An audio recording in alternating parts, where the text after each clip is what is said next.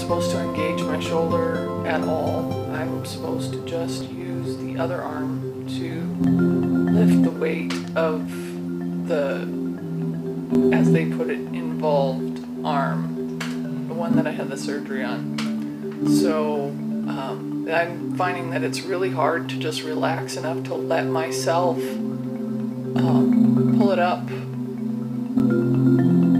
with the other arm. It seems like I always want to just try to lift my arm, which I've been schooled on that.